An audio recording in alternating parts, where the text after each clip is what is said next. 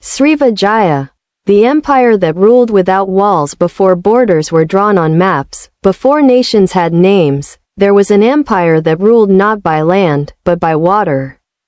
This was Srivijaya, a maritime power that rose quietly around the 7th century, centered in what is now Sumatra, and yet managed to influence half of Southeast Asia. Srivijaya was founded around 650 CE. Not through massive conquest but through control. Control of sea lanes, of trade winds, of knowledge. Its earliest known ruler was Dapunta Hyang Sri Jayanasa, a king whose power came not from armies marching on land, but from fleets moving with the rhythm of the ocean. Inscriptions tell us he led a sacred journey, believed to be both spiritual and political, an early sign that in Srivijaya, belief and power were deeply connected.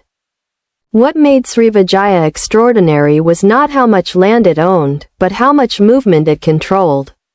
Ships from India, China, and the Middle East passed through its waters. And Srivijaya understood something crucial: if you control the choke points, you don't need walls. You become indispensable. Later kings, like Balaputradewa, strengthened Srivijaya's influence not only through trade, but through culture and diplomacy. Under his reign, Srivijaya became a major center of Buddhist learning. Monks from China stopped there for years, not days, to study Sanskrit and Buddhist philosophy before continuing to India.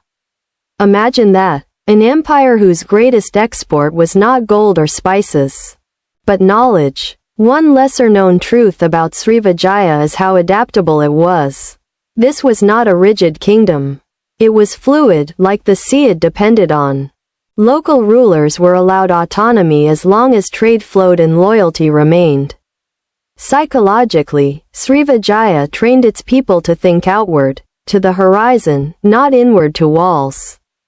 Survival meant understanding other cultures, other languages, other beliefs. But Srivijaya's strength was also its vulnerability. When trade routes shifted, when rivals like the Chola Empire attacked from India, and when new powers rose in Java, Srivijaya slowly faded, not in a single collapse, but in silence. And maybe that is its greatest lesson. Srivijaya shows us that power does not always look loud. Sometimes it looks like influence. Sometimes it flows unseen. And sometimes, the greatest empires are remembered not for what they conquered, but for how they connected the world.